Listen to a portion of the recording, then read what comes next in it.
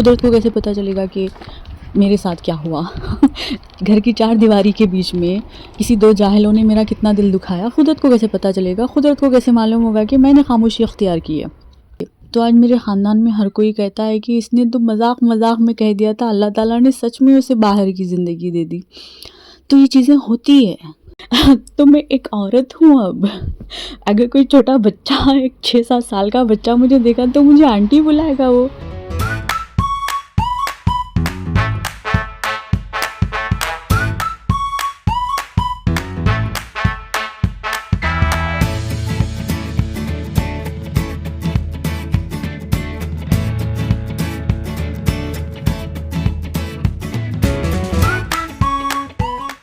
کہتے ہیں کسی چیز کو پورے دل سے چاہو نا تو پوری کائنات اسے تم سے ملانے کی کوشش میں لگ جاتی ہے۔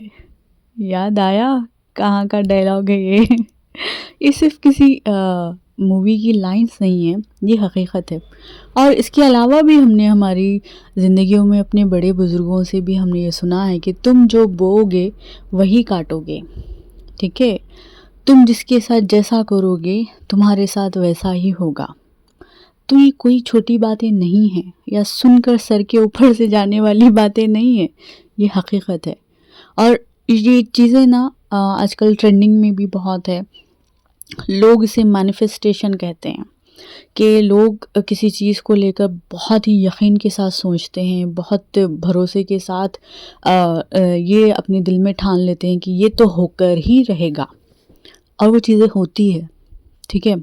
تو اسی چیز پہ آج ہم بات کریں گے، تھوڑا سا ڈسکس کریں گے، اور ان بہنوں کے لیے ہے آج کا یہ ویڈیو جو بہت مایوس ہے اپنے فیوچر کو لے کر، آگے کی زندگی کو لے کر، چاہے وہ شادی ہو، چاہے وہ اولاد ہو، چاہے نوکری ہو، چاہے کوئی بھی تکلیف پریشانی کیوں نہ ہو، تو ان سب چیزوں کو ڈیل کیسے کر سکتے ہیں آج کے ویڈیو میں بتاتی ہوں۔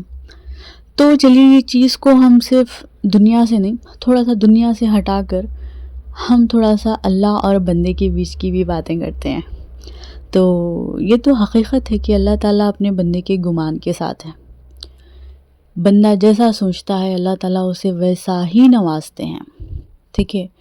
تو یہاں پر آپ تھوڑا سا یہ ساری باتوں کو جوڑ کر دیکھیے کہ ایک تو اللہ تعالیٰ اپنے بندے کے گمان کے ساتھ ہے، وہ اللہ سے جیسی امید رکھے گا اللہ تعالیٰ اس کی وہی امیدوں کو پورا کرے گا۔ اور جو دنیاوی کہاوتیں ہیں کہ تم جیسا کرو گے تمہارے ساتھ ویسا ہی ہوگا، ٹھیک ہے؟ اور یہ جو چیز ہوتی ہے نا، یہ کس طرح سے مکمل ہوتی ہے کہ انسان کو سوچتا ہے بھئی چلو ٹھیک ہے، اللہ اور بندے کا رشتہ تو بہت سٹرونگ ہے، اللہ تعالیٰ تو اتنی زیادہ محبت کرتے ہیں، تو چلو ٹھیک ہے، اس پر بھی یقین آ جاتا ہے۔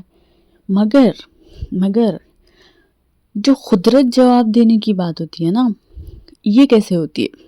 بہت سارے لوگ کہتے ہیں کہ تم چپ ہو جاؤ، تم خاموش ہو جاؤ، قدرت جواب دے گی، ٹھیک ہے؟ یہ قدرت کیسے جواب دے گی؟ قدرت کو کیسے پتہ چلے گا کہ میرے ساتھ کیا ہوا؟ گھر کی چار دیواری کے بیچ میں کسی دو جاہلوں نے میرا کتنا دل دکھایا، قدرت کو کیسے پتہ چلے گا؟ قدرت کو کیسے معلوم ہوگا کہ میں نے خاموشی اختیار کی ہے؟ تو یہ کیسے ہوتا ہے بتائے؟ جو ہمارا جسم بنا ہوا ہے نا، اللہ تعالیٰ نے، ہم سب نے سنا ہے کہ ہمارا جسم مٹی سے بنا ہوا ہے، اور ہمارے جسم کو مٹی سے جڑی ہوئی چیزیں ہی اسے ایک طرح سے فائدہ مند پہنچاتی ہے، ٹھیک ہے؟ تو جب جو چیزیں بھی ہم جو مٹی سے اگتی ہے وہی چیزیں ہماری صحت کے لیے ٹھیک ہوتی ہے۔ تو اس طرح سے نا ہم جڑے ہوئے ہیں اس قدرت سے، پانی سے، ہوا سے، مٹی سے۔ یہ دنیا صرف ہمیں رہنے کے لیے نہیں دی گئی، یہ دنیا ہمیں سنتی ہے، یہ قدرت ہمیں سنتی ہے، یہ قدرت ہمارے لیے کام کرتی ہے۔ اللہ تعالیٰ نے جو اتنی بڑی دنیا بنائی ہے، اتنی بڑی دنیا میں اللہ تعالیٰ نے موسم بنائے ہیں، دن رات بنائے ہیں، اللہ تعالیٰ نے اتنے پھل، اتنے میوے، اتنی غذائیں، اتنی ساری ترکاریاں، اتنا سب کچھ رکھا ہوا ہے، وہ صرف انسان کے لیے رکھا ہوا ہے۔ اور یہ بے زبان نہیں ہوتی، اور یہ بنا کان کے نہیں ہوتی۔ اللہ نے ان کے اندر ایک طاقت رکھی ہے کہ وہ انسان کو سن سکتے ہیں، انسان کے جو جذبات ہیں انہیں محسوس کر سکتے ہیں۔ تو یہ کیسا ہوتا ہے پتہ؟ آپ جتنا پازیٹیو سوچو گے نا، جو اپنا دماغ ہوتا ہے نا وہ سگنلز دیتا ہے قدرت کو، اور بولتے ہیں نا کہ ہم ایک دوسرے کی انرجی کو آبزرو کرتے ہیں. اگر ہم نگیٹیو لوگوں میں رہیں تو ان کی وہ انرجی ہم تک پاس ہوتی ہے.